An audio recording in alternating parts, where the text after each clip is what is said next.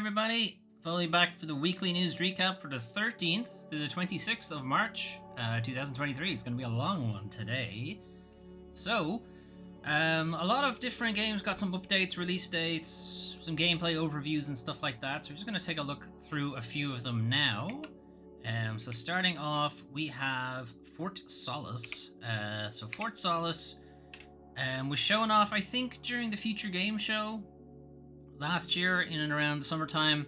It looks like it's going to be probably another entry in my unofficial series of spooky shit in space. Hey Melwin, how's it going? Happy Sunday. So it is a couple of different voice actors that probably people know pretty well. Troy Baker is, I think, the villain. Roger Clark is the main character, who you might know better as Arthur Morgan from Red Dead Redemption 2.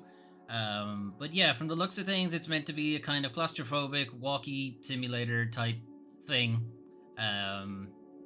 Spooky shit in space, basically. Release date wise, some stage this year, summertime, I think. We don't know specifically when. It reminds me a little bit of Moons of Madness.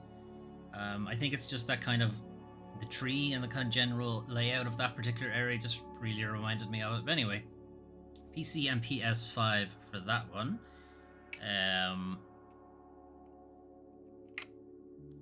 And we have After Us. So After Us is by Piccolo developers. I think they made Arise: A Simple Story before. So After Us again was also shown off summer of last year. It looks like it is a type of journey Okami type thing.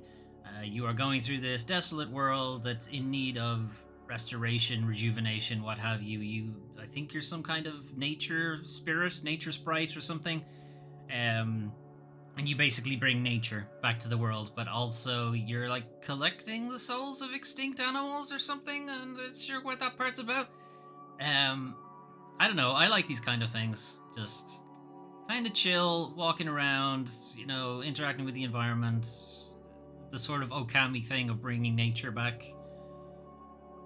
I don't know. It's always been sort of appealing. I think just changing the landscape in general, I think it just appeals to me for the most part.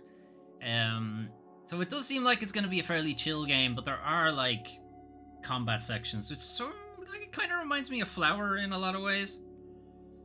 Like, it doesn't play anything like Flower, but it reminds me a lot of it for some reason.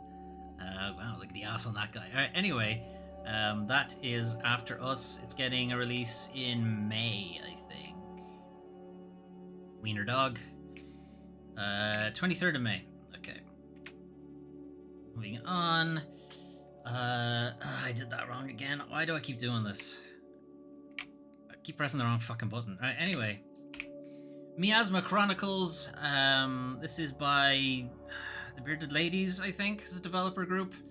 Again, also shown off Future Game Show. Miasma Chronicles is Full Metal Alchemist, more or less, but Western, but make it gritty. You are some guy looking for your mom. You have like a fantastical arm grafted onto you. You have a robot companion. Like it's Full Metal Alchemist, but whatever. It's got like a turn-based grid type XCOM, real-time strategy thing happening, which I quite like. Be interested to see more of it, and the pedigree of the Bearded Ladies dev is pretty good. So, yeah, we'll see how it turns out. Also, similarly, I believe it is May. Yep. Same day, actually. Same day as After Us. It'll be a big day. And we have... Alright, so Star Wars Jedi Survivor got a story trailer to sort of catch people up on what's going on, when the game is set, and what have you. And it also showed us some interesting things gameplay-wise. So it's set 5 years after the original game. I won't spoil the ending for it, but, the Empire's not gone, basically, because otherwise all the films would have to be redone. So you're still Cal Kestis. It's you've grown a beard now, so that's how you know he's getting serious. Facing off against bounty hunters that have lightsabers for some reason, no questions. Yeah, it just seems like it's gonna be more of the same. But some interesting things is that you do appear to have what's the word? AI companions who fight alongside you. Like, there's a couple of scenes, I think there's a bit later in the trailer. They do so, like, you can see people are fighting along with you. Now, whether they are cutscenes or whether that's actually in-game, don't know yet. But I guess we'll find out soon, because it's out the end of next month. Stray Souls. So this is an announcement trailer, even though I had heard of the game already. But this is their official coming out party, I guess. So, Stray Souls by Versus Evil is Silent Hill. It's kind of Silent Hill Blair Witch Project type deal. So you are this guy who's just inherited a house from his grandmother who's just passed. He thinks he's hit the jackpot. Turns out the house is haunted. Or his grandmother was haunted or something. She's like head of like this coven of witches or this cult or something. And I think the cult is kind of cutthroat. So now that she's gone, they're all trying to get her stuff. And you're in the way. So you're gonna have to deal with people trying to like kill you and what have you. With occult shenanigans. I'm just gonna skip ahead because there's some actual gameplay stuff a bit later. So it's a fairly like close in combat thing, but then there's also hauntings going on around the house. It does look kind of jank, and you've got whoever that was. Anyway, it's only an announcement trailer. No idea when it's coming out. Atlas Fallen showed off some more action, or not showed off gameplay in general. So Atlas Fallen shown off during one of the state of plays for Sony, I think. It kind of looks like, to be honest, it reminds me of Kingdoms of Amalur, but I don't think that's fair to it, but that's what it reminds me of. It's meant to be a kind of big sandbox game where you have like old school brawler combat. Just think like the older God of Wars and stuff like that. A lot of sites that have done previews of the game are likening it to Forspoken, which may or may not be a good thing depending on how you feel about Forspoken. I think the combat in Forspoken is good. Everything else, not so much. If that's the same, fine. Doesn't bother me. But yeah, you're seeing some stuff here. Big enemies, lots of wide swinging attacks. It does have the old, like, AA, single A gameplay to it, which is fine. We could do with more of them. Not every game needs to be an incredibly polished, extremely cynical cash grab all the time. Sometimes you can just make a fun, dumb brawler type game. That's fine. Anyway, that's Atlas Fallen, out middle of May. Alright, Lo-Fi. So part of the Future Game Show, this year's one. Lo-Fi is a VR title set in a cyberpunk type world. Other there's gameplay I've seen of this before. It made me think that this is bullshit. They're fudging this a little bit, and I don't think it actually behaves like this. This trailer suggests that no, we're doing it. It's definitely gonna look like this. Absolutely. You're gonna need an incredibly powerful PC to run it, then I think so. But apparently it's coming to PlayStation, which means PlayStation VR 2. So we'll see. It looks very good. How much of this graphical fidelity will translate into VR? We'll see. VR does have to take certain concessions for frame rate, resolution, and so on. Like 60 frames per second VR is actually too slow. So you do need like even faster than that. So there is going to be some kind of concessions to be made there. But I guess we'll see. Continuing on, Witchfire. This is a game I've had my eye on for a bit because I kind of like the combat.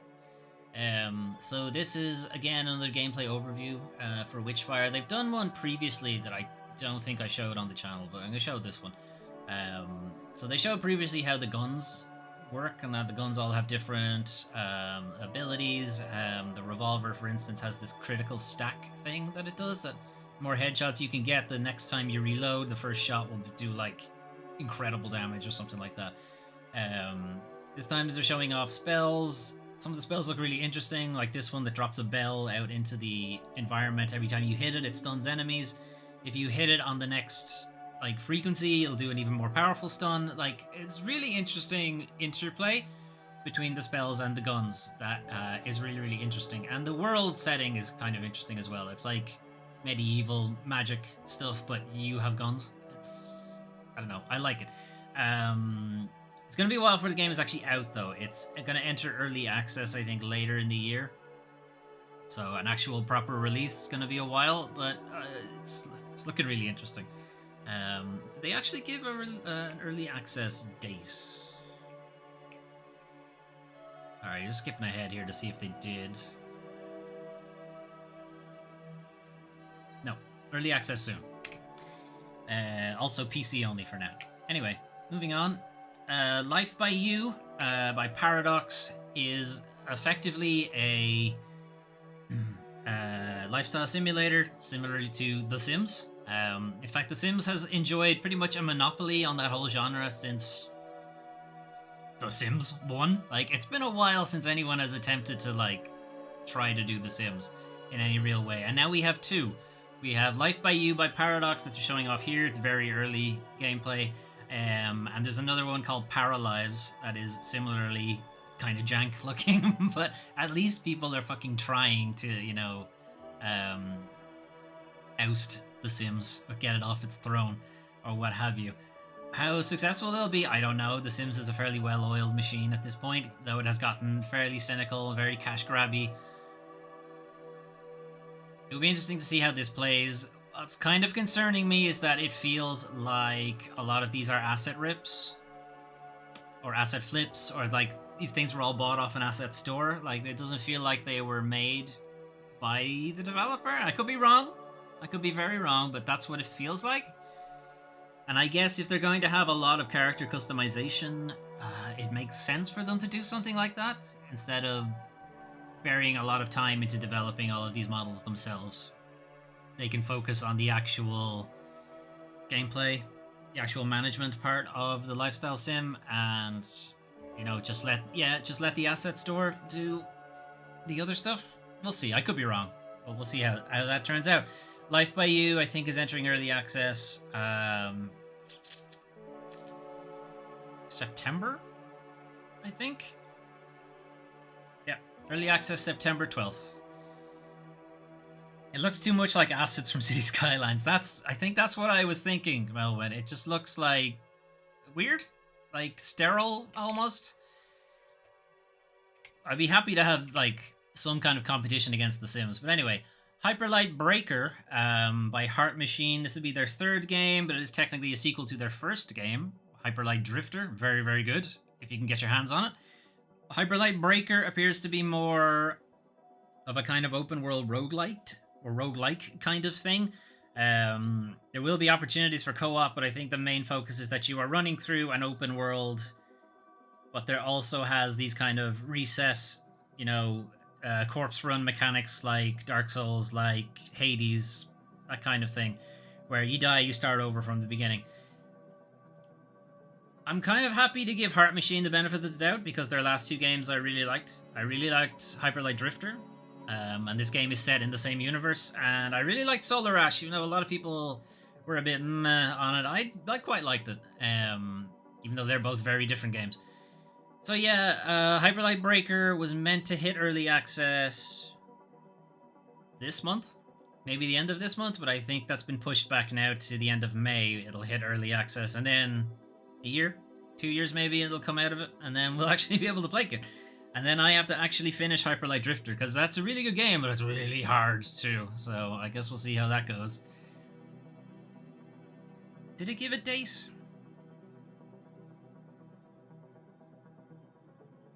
Fall 2020. Okay, so it's even later than that. It might be September alongside Life by You. Okay, The Devil Within Satgat. This was part of the Mix showcase that IGN does every couple of months. So The Devil Within Satgat, it's a side-scrolling samurai cyberpunk thing. It's not entirely sure when exactly it's meant to be set. I think it's like alternate universe kind of thing, but this sort of alien monolith thing appears in the sky, starts leaking this weird red ooze. People are like, hey, maybe don't leak the red ooze. And then they find out, hey, wait a minute, this is actually really useful. We can like make things, and it can really advance our technology and what have you. Okay, we'll use the red ooze, and then spoilers. Maybe you shouldn't have used the red ooze anyway. And that's the kind of deal with the Devil Within Satgat. It is extremely early in development, as you can see. They're mostly showing off concept art kind of things. If you watch the trailer with the audio, the voiceover is feels like it was written by an AI, or feels like it was translated by an AI. I think, because I think it is an East Asian developer. But the combat looks interesting, so I'm willing to give it a shot. And assets are decent. They're a bit plasticky looking, but I think that's just the idea they're going for here. Anyway, that was shown off during the mix. Some decent gameplay. And then I'm kind of throwing this one in almost as a polar opposite to the last trailer. Because the last trailer was, hey, here is our game. I'm going to talk very much about the game's mechanics and not really go into the story all that much. And Luna Abyss is almost the opposite. It's very atmospheric. The trailer's voiceover is extremely poetic. Wow, it is well written. If the dialogue is like this in the game, incredible. We've no idea what this game is about, though. Like, a complete opposite to the last trailer. I have no idea what this is. It sounds like it's a roguelike type thing, because they're talking about many failures, waking back up with no memories, stuff like that. So it feels like it's probably a roguelike kind of thing, but again, no idea. It's also fairly grim and industrial sounding. You're in this kind of hollowed out moon kind of thing. There's a gun. I'm not sure if it's first person or not. It's kind of weird that you get this sort of almost horror vibe off the game, but then it kind of breaks into the key art for the game, and it's like an anime visual novel. It's like, what is this game? Like this? Now, you're not getting the voiceover, so you're not getting the clash, but they don't go together is what I'm saying. So what is this game supposed to be? Anyway, that's Luna Abyss. I've only mostly threw it in because those last two trailers are just complete opposites of each other. Okay, so that's it for trailers, I think, but we're still over on the update section. So System Shock's remake has been delayed. It was meant to come out... It's meant to come out like multiple times now. It's been delayed like 5 times at this point, I think. Disclosure, I have backed the System Shock remake on Kickstarter like 5 years ago now or something like that. So it's been in development a really, really long time. So the remake of System Shock will now launch on PC on Tuesday the 30th of May, which is a delay from the previous March launch window, which is a delay from like December, which is a delay from and so on. It's been delayed hundreds of times. It's going to be released on all major PC platforms, Steam, GOG, Epic Games, take that itch.io, I guess. We had hoped to bring the game to market by the end of March, but that turned out to be just beyond our reach. We are, after all, merely human, unlike Shodan, who is the villain of System Shock if you haven't played the game before. One interesting and somewhat disappointing nugget is that console versions of the remake are also on the way, though there's no release date for those just yet. PlayOn, the publisher, is still planning to launch the project across PS4, PS5, Xbox One, Xbox Series, yada yada yada. So it's disappointing in that probably should have mentioned that a while ago, right? That they're struggling to get it to work properly on consoles. Like, I can't think of any other reason why they'd push it back. Now, it could be it's a Cyberpunk situation and it's, the previous generation is the problem. Like, PS4, Xbox One is the issue, and PS5, Xbox Series are actually fine. Now, they weren't exactly fine for Cyberpunk either, but, the PS4 version and the Xbox One version of Cyberpunk were unplayable. They've been pulled off the store and so on. But at least the PS5 and Xbox Series ones were playable. It mightn't have been in great shape, but at least they were playable. So yeah, it's disappointing because I've been wanting to play this for, as I said, since I backed it. So I don't know, it'll be out on PC. I'm pretty sure I'm pledged on the console version, because I have a potato PC. So, although I have a Steam Deck now, so maybe if it works on Steam Deck, we might be okay. Moving on. Resident Evil 4 Remake, which came out this week. The Mercenaries mode was missing from the initial launch. It's going to be added in April as free DLC. Fine. Would have liked for it to have been added now, because it would give me something to do between streams of the game. Spoilers, we're streaming Resident Evil 4 Remake. But fine, April 7th, not far away. It's like 2 weeks. Alright. And they've also mentioned the VR port, that it is in development, but there's no launch window for it yet. So that's probably a long way off. And then finally for our updates, the Epic Store free game this week will be Tunchi, I don't know how to pronounce it. Tunchi, a being of great power, has gone mad, and now evil creatures are taking over the jungle. Help Rumi and her friends uncover the truth behind Tunchi's actions and restore peace in the Amazon in this charming roguelike action game. So it's a side-scrolling brawler type thing. Like... What's that game of Tower Knights? What's that game where it's like 4-player, you're all different colored knights, side-scrolling type thing? It's very cartoonish. Thinking Tower Knights or Square Knights, and neither of those are right. One of them. Anyway, Tunchi, Thursday, if you're interested. PlayStation Plus game catalog was updated while I was away, so the premium and extra ones were updated. So coming into extra, the Uncharted Legacy of Thieves collection, which is Uncharted 4 and Lost Legacy. So Nathan Drake's last asterisks Castle Crashers. Jesus, I was way off. Thanks, Doom Training. But yeah, that's what it feels like, at least. That's what Tunch looks like. So, yeah, Uncharted A Thief's End, or Uncharted 4 A Thief's End, allegedly Nathan Drake's last game. Maybe. I have a feeling he's got one more left in him. And Lost Legacy, which followed Chloe Fraser? Yes, Chloe Fraser, is really good. And not a lot of people have played it because they've kind of stuck to the main Uncharted entries with Nathan Drake 1, 2, 3, and 4. But Lost Legacy is really good. Like, I think it's better than 4, personally. Then we have Chia, which launched into PlayStation Premium. Sorry, PlayStation Extra. PlayStation Plus Extra, fuck's sake. Day 1. Haven't played it yet, but apparently it's like a chill Breath of the Wild. You know, it's like a cozy sandbox, you know, nice tropical island, do fun things kind of thing. Rainbow Six Extraction is a different kind of... It's like a co-op... It's a weird way to put it, but it's like a co-op siege.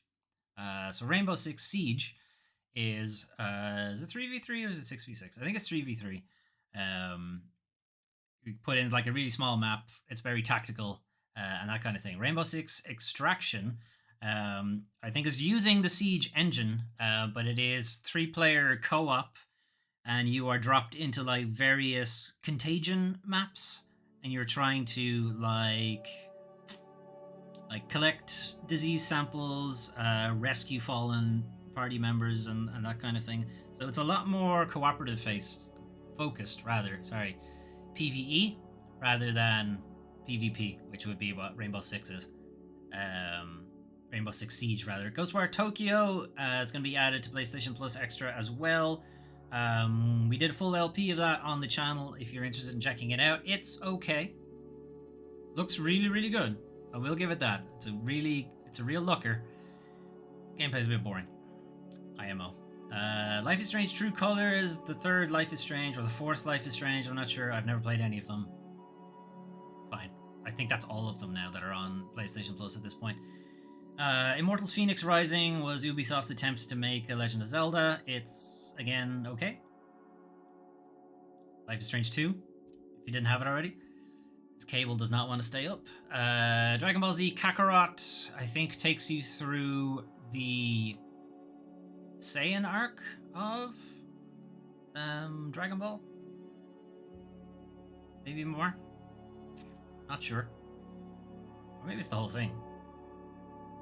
I don't know. If you like Dragon Ball, check it out. Street Fighter V Champion Edition. Pretty sure Street Fighter V was already on PlayStation Plus, so they must have added yet another Street Fighter V. Untitled Goose Game. It's a lovely day in the village. You are a horrible goose. Fantastic. Go play it. Brilliant game. Final Fantasy Type O HD. Final Fantasy Type O was originally a PSP title, or a PS Vita title rather. So it was made for like short bursts of gameplay. You are a member of this sort of elite squad of 12 characters that you can swap in between, and they all have their own different abilities. I really have been meaning to play it, but one frustrating thing about it is that a lot of quests and stuff are time locked, and I don't like being rushed when I play a game, so it's kind of why I've shied away from it. Rage 2 is boring. Moving on. Neon, The World Ends With You is a very, very good RPG. It's the sequel to The World Ends With You. It's similarly critically praised and pretty much ignored by the general populace, but it's there now, free in quotes, on PlayStation Plus. Haven is sort of a visual novel slash turn-based RPG, or no, actually it's an action time RPG. Anyway, it's two lovers who have eloped from this sort of oppressive regime kind of thing, and they are basically trying to make a go of it out in the wilds and trying to avoid being dragged back to this horrible place that they've gone to. I've played it, finished it. It's really well written. It's a really fun story. I'd encourage you to give it a shot. On PlayStation Premium, nothing really to talk about too much. Again, reminder, PlayStation Plus Premium is the highest tier. The one you pay the most for. You would expect probably get the good stuff, right? It's not what happens. Ridge Racer Type 4, Ape Academy 2, so not even Ape Escape, and Siphon Filter Dark Mirror, which is the PSP version. Will Sony ever get their head out of their ass for PlayStation Plus Premium? I don't know. Anyway, those are some of the games that you can play soon, or years from now, or next week. But what if you wanted to play something right now? You can play the Resident Evil 4 remake, as we are doing. Came out on Friday. It has been a lot of fun just playing through the small amount that I've actually managed to play on stream. Some of this stuff looks fucking terrifying. Just thinking, how am I going to deal with these guys? Anyway, yeah, we'll be playing it through on the channel, but if you want to play it yourself, it's out right now. So that's Resident Evil 4 remake. Chia, as mentioned, the game that sets chill Breath of the Wild on tropical island that is meant to be somewhat like New Caledonia, poor crab. Free PlayStation Plus extra. If you want to check it out, I'd encourage it. I haven't had a chance to do it myself, but from gameplay videos, some people doing let's plays and stuff like that, looks fun, looks chill. Dark Pictures Switchback VR is kind of a spiritual successor to Until Dawn Rush of Blood. So Until Dawn Rush of Blood was a PlayStation VR game where you were effectively on a roller coaster, not like this, or on a minecart, whatever way you want to put it. Had your two guns. It was a rail shooter, like on the nose, very much a rail shooter, but it was very good. It was very well done. And Switchback VR feels like a better version of that because, one, PSVR 2 will have higher fidelity, but also PSVR 2 has better tracking. So you won't have issues where I'm definitely shooting this thing and it's not hitting him. Like, in this case, it will be a case of your aim is just shit instead of my aim is shit and the controller isn't working properly. We'll probably check this out soon-ish while I try to get a handle on, one, my jet lag, which has gotten worse because we've gone forward an hour. And also, I need to just get back into the swing of streaming again. Anyway. Switchback VR. Have a Nice Death has launched on Nintendo Switch and PC. It's been in early access for about a year and a half. Have a Nice Death is you are CEO of Death, or Dead Inc., or something like that. You're the Grim Reaper. And you have effectively delegated a lot of the work of reaping souls because you just need a break. But the people you delegated it to don't really take their job very seriously. So you're kind of like, okay, I gotta put manners back on my subordinates and go about kicking their ass. So it is a side-scrolling roguelike. You play the Grim Reaper. You have a bunch of different abilities. It very much doesn't take itself seriously at all. I think the main bosses are meant to be like the 7 Deadly Sins or something like that. Pride, which I think is this guy, Wrath, the others. My brain doesn't work right now. I'm sure you know them. You know the ones. Post your favorite in the chat. Anyway, it's Have a Nice Death, out now on Switch. Storyteller, also out on Switch, also out on PC, is a puzzle game where you are given different tiles and you are asked to tell a story. So you need to slot tiles into different positions, and depending on what position you've put them in, what order you've put them in, you can tell the story. So you might have, the title is A Heartbreak is Healed, as it just said there. It'll give you the different characters. You need to put them in different positions to get to different things. So it's... I played the demo. The demo's very good. What I've heard from reviews... An action style Dead and Taxes. I think so. Melvin. For Have a Nice Death. What I've heard from reviews and previews is that it's a bit short. Which is kind of fine for a puzzle game. Like, games don't need to overstay their welcome. They don't need to be exceptionally long. Having not played it myself, I can't tell if it feels like it's too short. Or if it's just, you know, short enough. Like, I did feel that A Case of the Golden Idol could have done with one more case. I did feel that was too short. But like the Excavation of Hobbs Barrow, again, short game, but I felt like it was, yeah, that's about the length of time for something like that. So we'll play it. I have got it already. I've also got Have a Nice Death already as well. So they'll be on the channel at some point. I just need to figure out when that will be.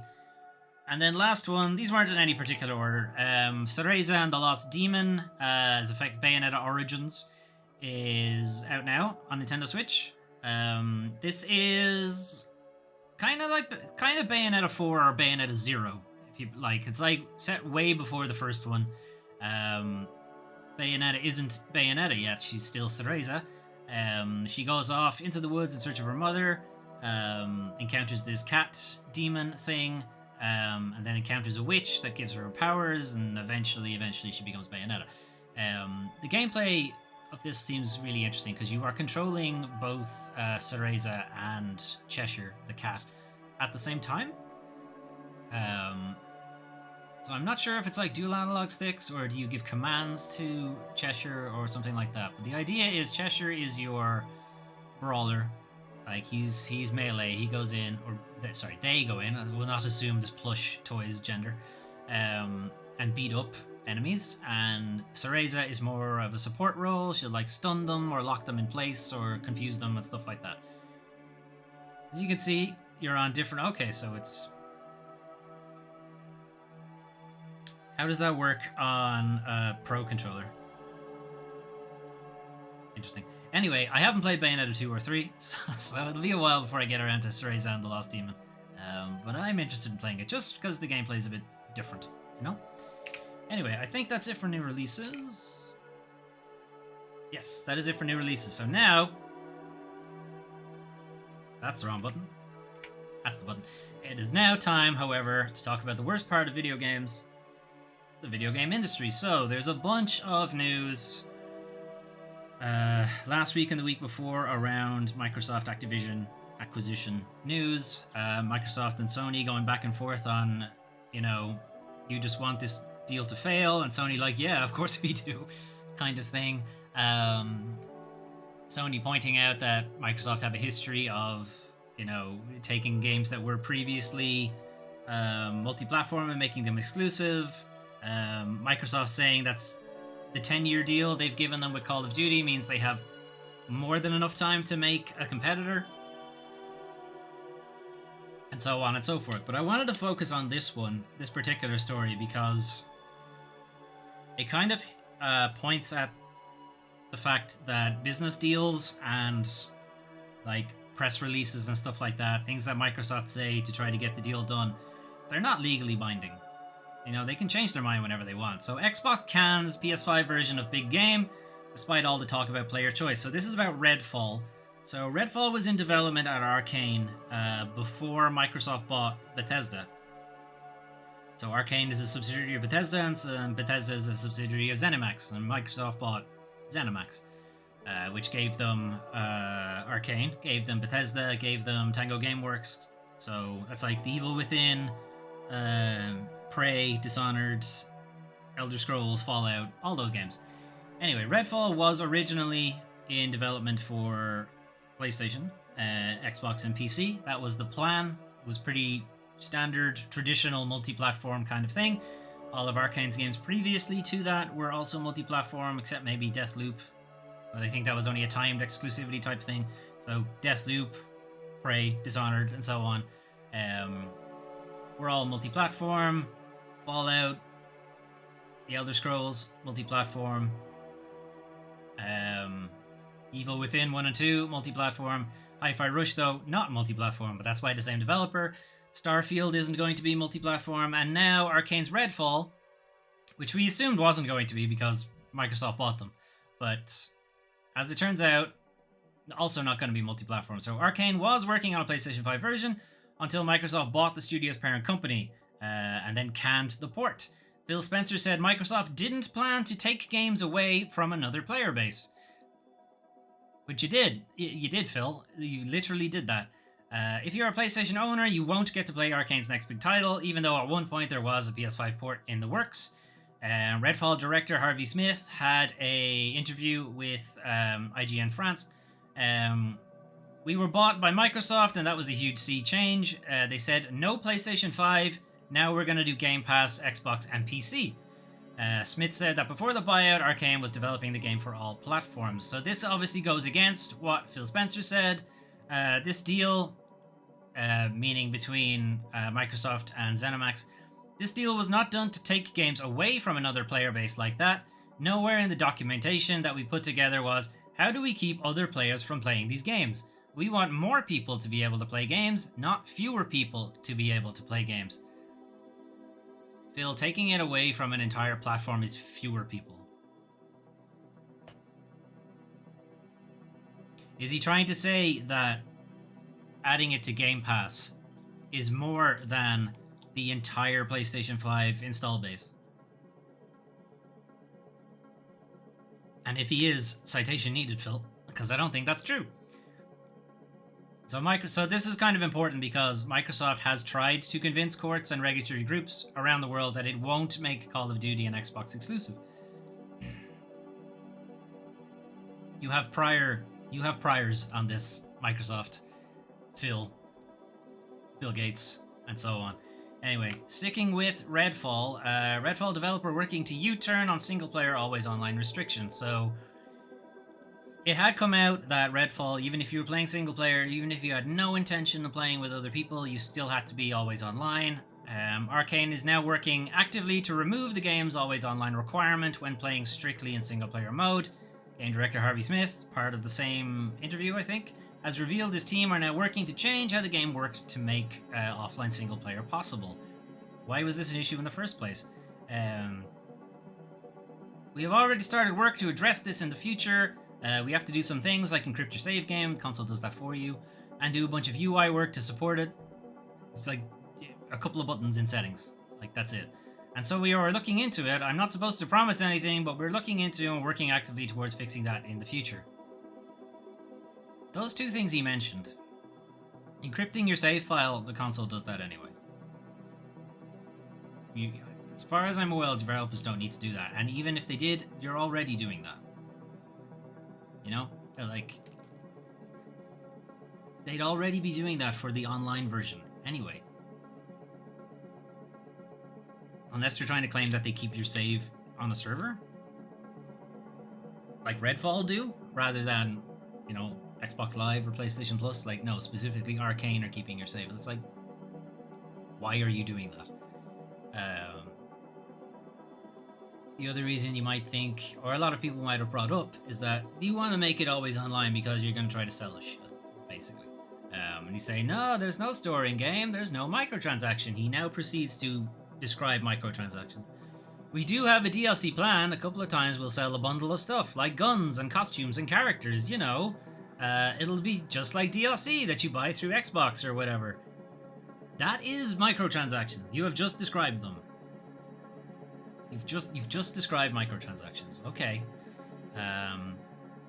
So if it wasn't allegedly because of, you know, microtransaction bullshit, then what was the actual reason you wanted to have everybody always online? It allows us to do some accessibility stuff. It allows for telemetry, like if everybody's falling off ladders and dying, that will show up, and so we can go and tweak the ladder code. There are reasons we set out to do that are not insidious. Telemetry's been around in video games since the internet. This is not new, and you could always stash that offline, and then once you go back online, send the telemetry data. Not only that, but if they're expecting the game to be mostly co-op with people playing together, you will have way more than enough telemetry data you need. You don't need the single player person's stuff in that case. Like, this is very much a bullshit answer. His whole thing of, we need to, encrypt your save and do some UI stuff is also bullshit. It's like a week's work at most for something like that, to just change the UI in settings. Come on. To encrypt a save, as I said, they're almost certainly doing that anyway. And if they're not, why aren't you doing that? Like, the roadblocks they've decided to put up on this are dumb. And then trying to say that, hey, we listen to feedback. Every single time a single player game is made to be always online, like, the feedback is immediate. No, we don't want that. It's not a thing we want. Nobody wants to be always online in a single player game. It's not required. There's no reason for it. You're running up data costs on me. Like, if you're listening, you should have been listening since the very first game that tried to do it. Anyway, they're not listening, is the point. They've just been called on it, that's all. Anyway, moving on. Developer accused of using stolen Elden Ring animations pulls assets after Epic response. Epic the company, not like the response was really cool. We hope the proper vetting and review protocols are put into place soon. So, this story is a video game called Bleak Faith Forsaken. It's currently out on PC. It is like medieval industrial revolution, Dark Souls-y kind of thing. The developer of Bleak Faith Forsaken will now replace assets purchased from the Epic Marketplace after being accused of using animations stolen from Software. Players noted that some animations were almost identical to some found in Elden Ring. As it turns out, yep, they were. The problem is, Bleak Faith Forsaken didn't steal them.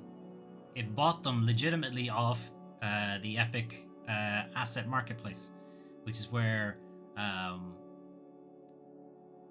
creatives can sell things like asset packs, artwork, weapons, animations, that kind of thing.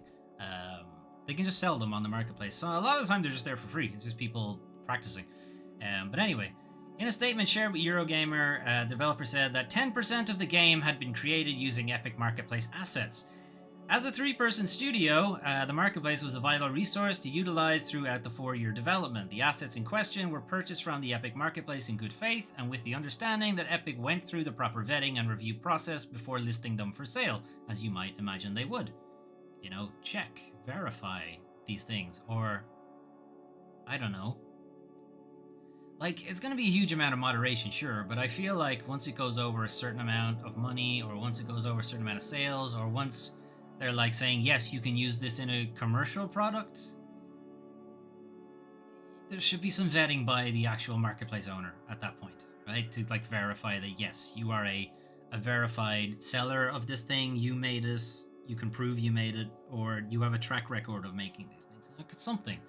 Some kind of like trusted partnership kind of thing. Anyway, after contacting Epic, they responded saying, pursuant to the Marketplace Distribution Agreement, each Marketplace seller represents and warrants to Epic that they have appropriate rights to upload their content. As with any store that hosts third-party content, however, Epic is not in a position to independently verify such rights, and Epic makes no such guarantee to purchasers of the content. That is very much them saying, lol, that's your problem now.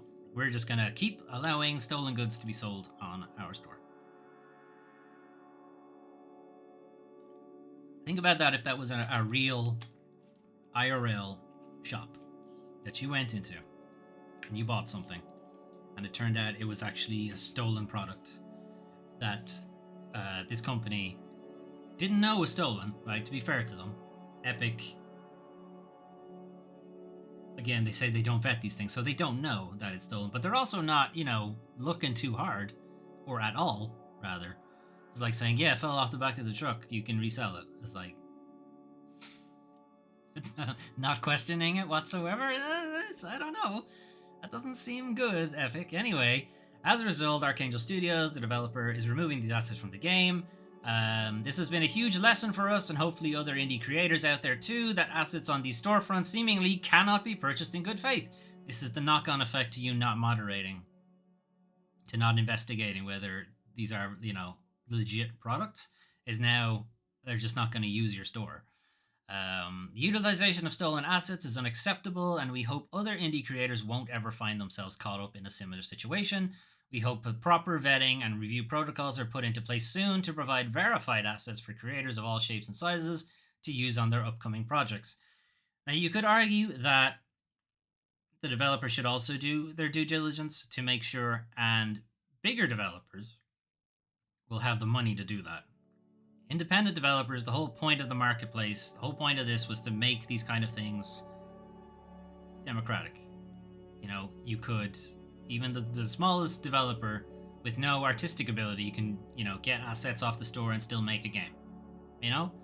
Or similarly, an artist with no development ability can get effectively a pre-made game, put their own art assets in and, tweak a few things and maybe learn a bit of code, and they too could also make a game. But that's not what's happening, as it turns out, because you can't trust the things you're actually buying. Anyway, moving on. FTC finalizes order that Epic must pay $245 million to consumers over unwanted Fortnite purchases. So, this is coming from an FTC investigation, I think it was started last year at some point, but it was essentially alleging that Epic in Fortnite were using dark patterns to trick players into making unwanted purchases and allowing children to rack up unauthorized charges without any parental involvement. Now, that last one, you can't really fault Epic for that. They're not exactly aware that the children are... Sorry. I'm sure they're aware children are playing their game, but they can't be aware that the exact account that is playing right now, that is buying something, is a child. Because if they knew it was a child, that would also be invasion of child privacy, which would be a much bigger issue. And it's come up later because they were kind of doing a little bit of that too. Anyway, Fortnite developer deployed a variety of design tricks known as dark patterns aimed at getting consumers of all ages to make unintended in-game purchases. So what's a dark pattern? A dark pattern is when a developer puts something into place that on the surface seems fine, but over repeated use starts to force the player, the user, the end user, to develop habits and ways of interacting with the software that leads to them performing behavior the developer wants them to perform without the developer being very obvious about it. I.e., it's a bit on the sly. So the way it was done in Fortnite, players were incurring unwanted charges based on the press of a single button. They might have been attempting to just wake the game up, and suddenly they press a button and now they've bought something. And while the game was in a loading screen, they might have been mashing. Now they've accidentally bought something by pressing an adjacent button while attempting to preview an item. So it could be the case that the quit button and the buy button are very close to each other. Circle and X, and you just flub it and you accidentally press the buy button. It's kind of the whole reason why a lot of online shops will say, are you sure you want to buy this? Are you sure you want to delete this? Are you sure? It's like confirmation that you definitely meant to do that, because it's something that's irrevocable or very, very difficult to undo. Fortnite didn't have that. They just had press the button and you buy the thing. Fortnite's counterintuitive, inconsistent, and confusing button configuration led players to incur unwanted charges based on the press of a single button, so they fuck about with the UI. The buttons would do different things on different screens. People thinking that they're quitting or they're previewing something, they accidentally buy it. Is the issue there. The company also made it easy for children to make, again, how are they going to know they're children? To make purchases while playing Fortnite without requiring any parental consent. According to the FTC's complaint, Epic also locked the accounts of customers who disputed unauthorized charges with their credit card companies. That's the shitty move. So that's That's parents coming back and saying, hey, little Timmy bought, $10,000 of V-Bucks, and, I kind of need that to pay my rent. So if I could have that back, that'd be great. Thanks. And Fortnite going, no. And now your account's banned. It's not your account that's banned, it's you're now, we're going to fuck with your credit card company. Not just ban the account or anything, but actually fuck with the credit card company. Anyway, separate to that, Epic will pay $275 million as part of a separate penalty for allegations that the company violated the Children's Online Privacy Protection Act rule. Oops. They may have actually known it was children playing and did nothing to stop it. It is interesting that their invasion of childhood privacy meant that they would know that this particular account was a child and that they wouldn't have had the legal ability to spend that money. Because you have to be a certain age to have a credit card, i.e. not a child. So they couldn't make credit card transactions, and as such, you're now liable for this $245 million fine. Oh, good shit. Anyway, that's not going to hurt Epic at all, because they're, making billions in profit every year. It's like 245 million plus 275 million. That's a shit ton of money, right? But it's nothing. I don't think it's even 1% of their profit. So yeah, they'll just, okay, whatever, here you go. Moving on.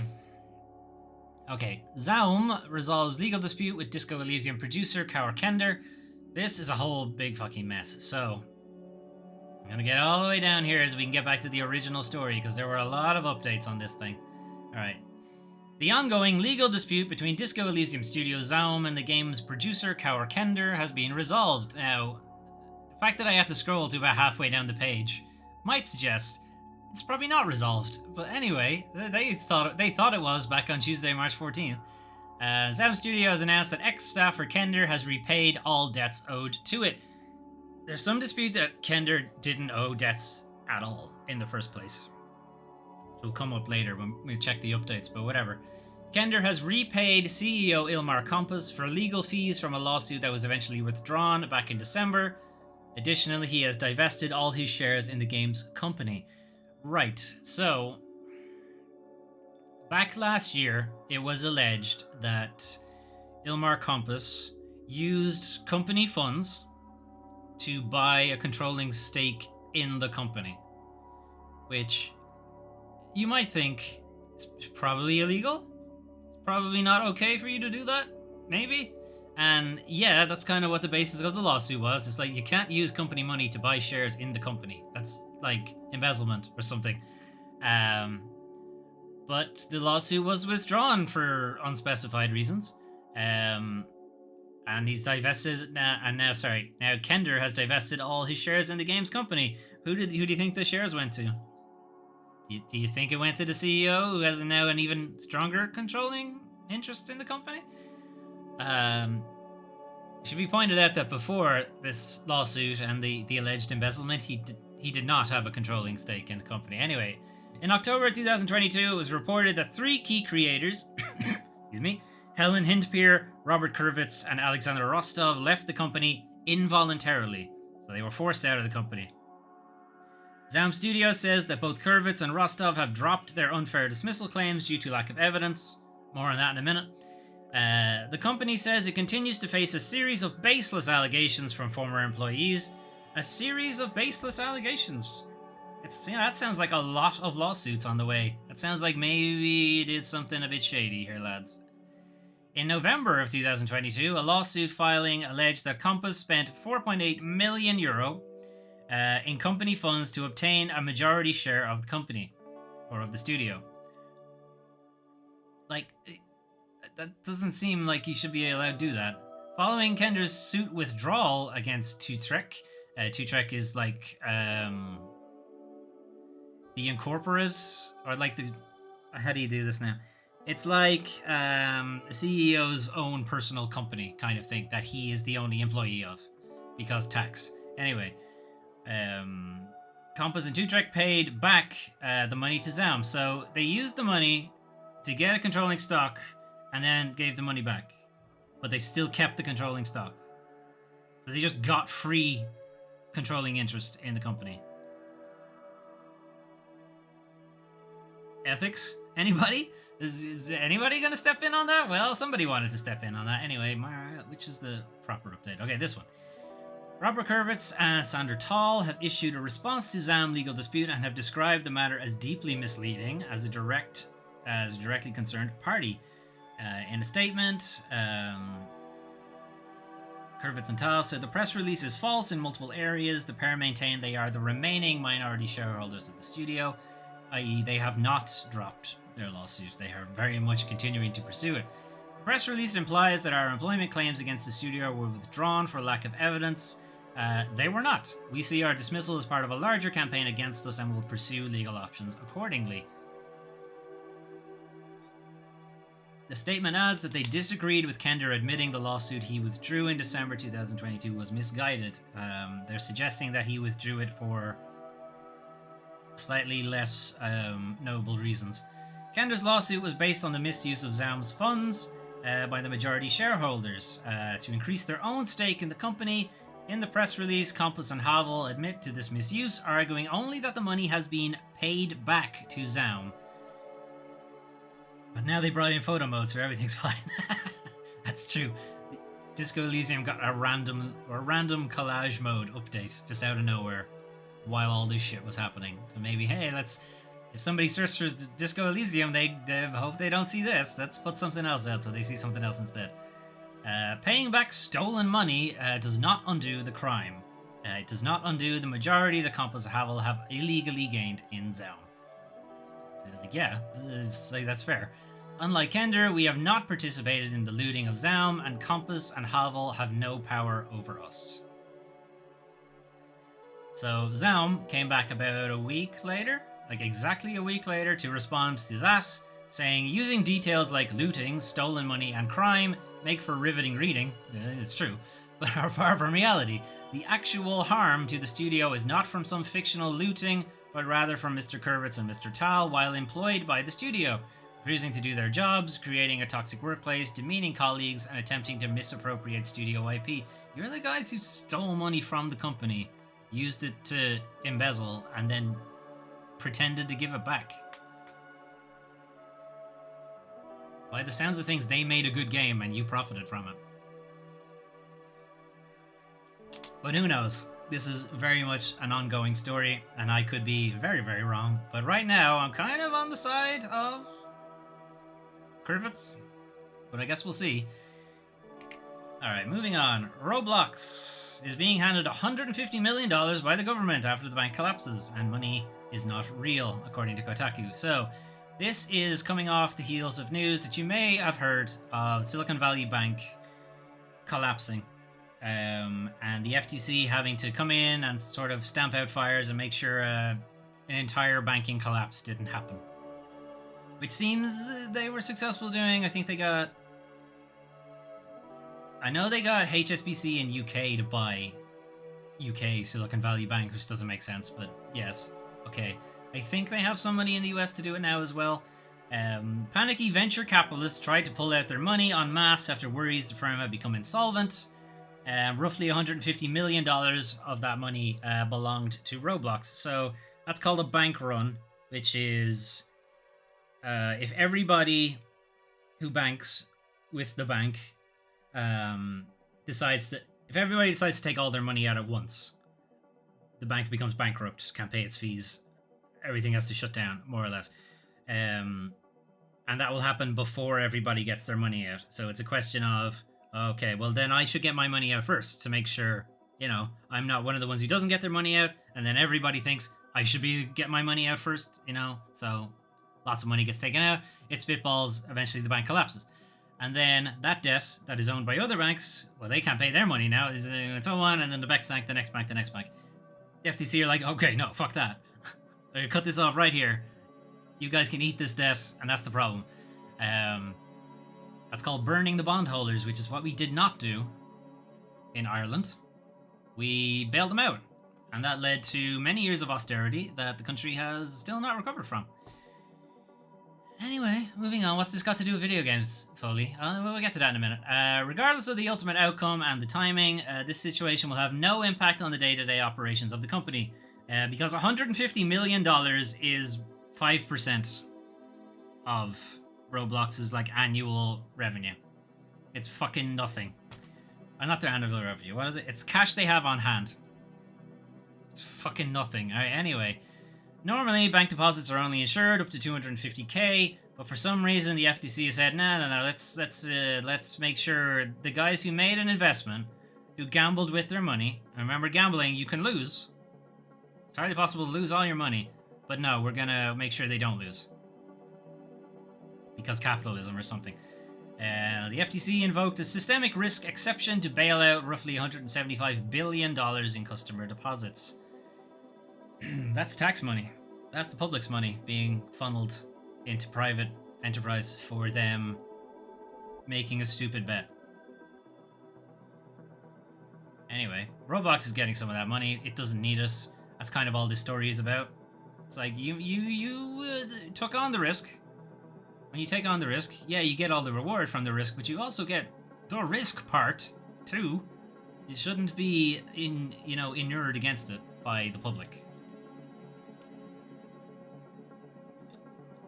This is just a this is just a blatant transfer of wealth from the public to private because they fucked up with their own money and now they want your money to replace it.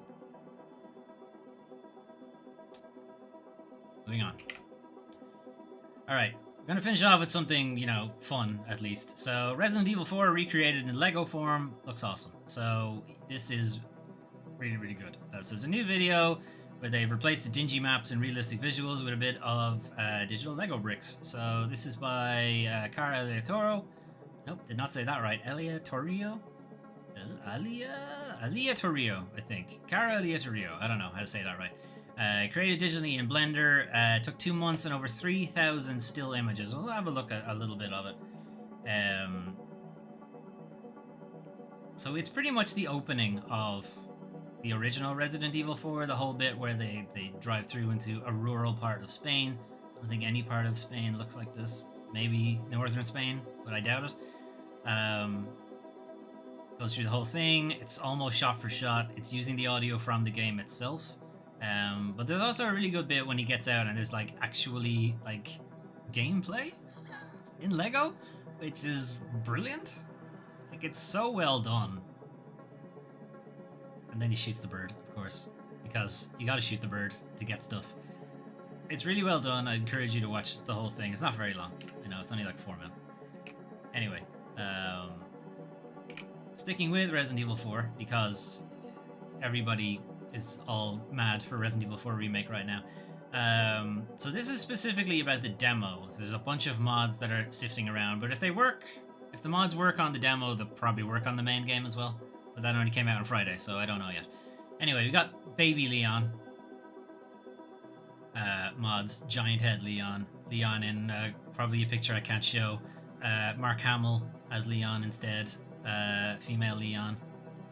And Dante as Leon. And so on and so forth. You got Shrek. Because, of course, Shrek has to be in every mod package that you can get. And there's a bunch of very not safe for work ones as well, as you might imagine.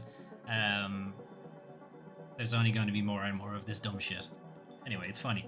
And then what's actually an official stupid thing for Resident Evil 4. So the last two were, fan-made things. But this is actually official from Capcom. They made this fun little anime series. It's up to about 3 episodes now. It's very dumb and very fun. And this refuses to go full screen. It's very short, it's very much played for laughs. It's like Leon asking people, hey, do you know where Ashley is? And they're all just being angry at him.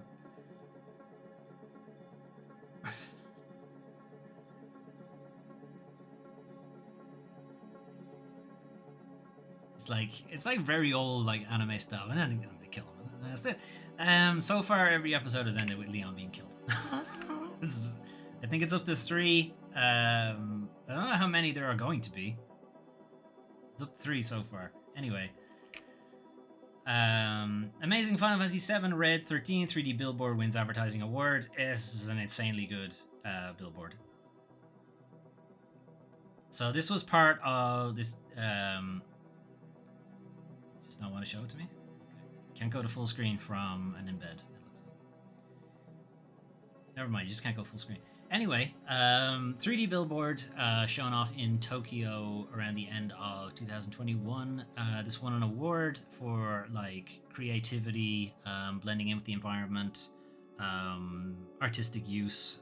It's something like the criteria is like it has to be one like a good ad, and then it also has to be creative, push the medium forward, and like it has to be almost like a spectacle kind of thing, and it's almost like it's a fun thing you did as an art installation, and it just so happens to sell something. Like that's the kind of idea behind it. These 3D billboards are just incredible. You don't see them very much because I imagine it's very hard to do. Anyway, it won an award for cool advertising. Anyway, last dumb thing, right? Let Me Solo Her is playing Elden Ring, but every enemy is Melania. Like this guy made a lot of news when Elden Ring came out because he could fight and beat Melania rather easily in nothing but the jar helmet and his pants. Melania being the hardest boss in the game, possibly the hardest boss in any Souls game, arguably. And now he's playing through with a mod where every enemy is Melania, every single enemy. Does that seem a bit nuts? Yeah, it is, because it is. Hang on, we skip to a part. Hang on, go backwards. That's just Melania. We get to the part where he actually gets out and has to run. Alright, so this is like the very opening of the game. And now and it's not just every enemy, which is the crazy part. It's also every bird, every sheep, every goat, anything that you can target effectively. That isn't like a required NPC, like a shop merchant or something like that, is now the hardest boss in the game. And it also has the boss aggro range. So the boss aggro range is once you're in their arena, they are going to attack you. And it stays forever, basically, until either they die, you die, or you disconnect from the internet or something. So basically, once a Melania has seen him, it's going to follow him until he resets at like a bonfire or something, or a site of grace. That's nuts. Like, this would be the scariest playthrough. So you can see, like, the top left, he wants to get his jar helm back because that's what he's known for. Good God, so many Melanias. Nah, I'm getting PTSD just watching this. Okay, gotta get out of there. All right, I think that is it. So we'll leave. Resi. To loop. Anyway, that was the news for March 13th to 26th, 2023. Lots and lots of updates while I was away.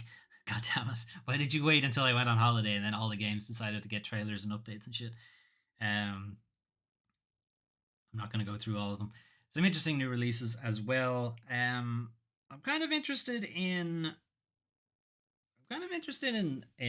Lost Abyss. Was that what it was called? Just because the narration was just so well done. So I'm kind of hopeful that the actual game itself, the dialogue, the script will be as good as that. That'll be hard to keep up with, I think. After Us as well, showing off a bit more gameplay, kind of getting a bit better of an idea of how it might play. And Stray Souls looks kind of janky, but I'm here for it. It's got a bit of Alone in the Dark. It's got a bit of Silent Hill.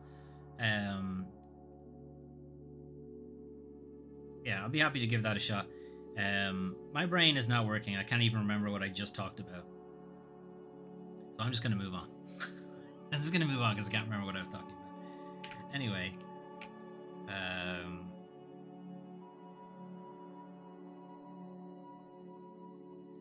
right. So, what's happening this week and or next week on the channel? So this is our shortlist, or our roadmap, or what have you, for effectively the first half of 2023.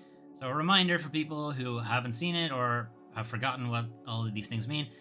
These are effectively the games we plan to play on the channel, feature on the channel in some way, up until the end of June of this year. Some of them will spill over, some of them have been replaced over time, and so on. It just very much depends on the games industry and when they decide to put their games out. The green tick means it has featured on the channel already. A yellow dot means it is currently being featured on the channel. A grey clock means it's on its way pretty soon. And if it doesn't have a symbol at all, it's a good way out. And if it has a little golden wedge in the top left corner, that means it's a full Let's Play. And if it's missing it, it was a one-shot video. So, as you can see, Resident Evil 4 Remake is currently in progress. Sherlock Holmes, Neo and Dead Cells, we'll get back to them at some point. And Legend of Zelda Breath of the Wild. So, last week, and really only Friday, as I said, I've been away for about 10 days. I only got back on Tuesday, and I cancelled the Wednesday and Thursdays streams because I was really tired. Jet lag is now, as you can tell just from watching this video, it's affecting my brain in ways that I was not expecting. Anyway, Resident Evil 4 Remake, we started it on Friday. We'll be continuing it into next week as well. I'm really enjoying it. It's really, really good. And I'm super frustrated at my jet lag that I kind of can't play more of it. But I'm really hoping I can get some proper sleep and try to get my brain back to functioning.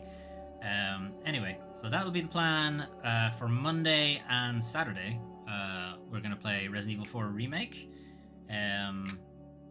Wednesday, we'll be getting back to Sherlock Holmes, Chapter 1. Last time, I believe we solved the case of the elephant murder. This is the one where the elephant murdered some guy. Possibly for just cause, who knows. And we have unlocked more of Sherlock's early memories of the islands. It seems he's repressing something. Hopefully it's not something weird. Hopefully it's not something deviant. But anyway, we'll see that on Wednesday. Legend of Zelda Breath of the Wild. We are technically able to finish the game now. I mean, technically you can finish the game right from the beginning. But I mean, we've done the 4 Divine Beasts. We have the Master Sword. We could go after Ganon now. But there's a lot of game left, so we're not doing that.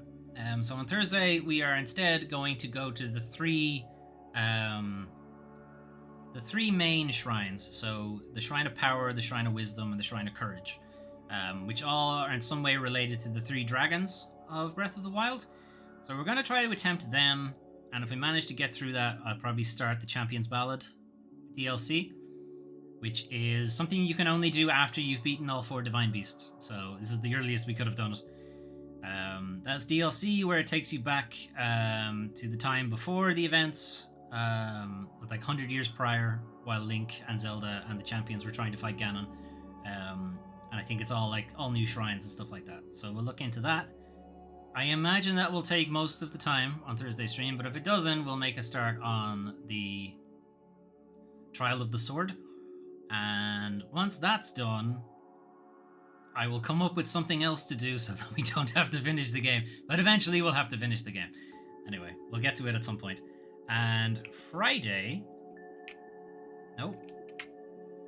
Pretend you didn't see that. Friday. So I got a key from Whitethorn Games. So this will be a sponsored stream, but we're going to take a look at a game called Kana Quest. Kana Quest is a kind of tile swapping puzzle game, but it is meant to be trying to teach you Japanese. So it's meant to be trying to teach you how to read or how to speak hiragana and katakana. I've always had a kind of dream of being able to speak Japanese. So while I don't think this will make me fluent or anything, it might be a fun way of getting started, at least. You know, like maybe 101 hiragana. If you already know hiragana, you can do katakana as well. For those not familiar, hiragana is a bit simpler kanji, whereas katakana is a lot more complicated. This is things like, you know, having like full sentences or just like one symbol. It's like katakana, hiragana is a bit more like phonetics kind of thing. At least I believe that's how it works. It is already out on PC, so it's making like a Nintendo Switch debut this week, next week. So I got a key from Whitethorn. I'm looking forward to giving it a shot. Hopefully I'll see you guys around on Friday for that. And then Saturday, as I said, Resident Evil 4 Remake. So that is the plan. So Monday and Saturday, Resident Evil 4 Remake. Wednesday, Sherlock Holmes Chapter 1 as part of the Foley Fable series. Thursday, Legend of Zelda Breath of the Wild. Friday, sponsored stream for Kana Quest. I have a feeling that will be short.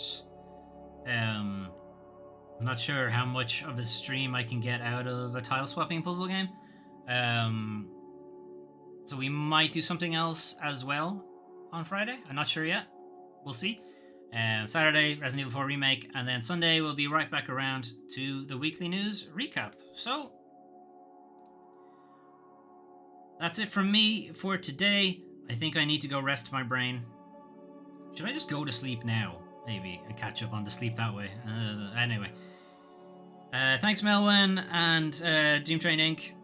For dropping in and keeping me company. See you, Foley. Thanks for the stream. No worries. Happy to do it. A double helping of news. Brains not working. What was I going to say? I was going to say something. I don't remember what it is now. Anyway, moving on. I'm going to head off. Have a good rest of your Sunday. See you tomorrow for some Resident Evil 4 Remake. I'm going to bed. Right. See ya.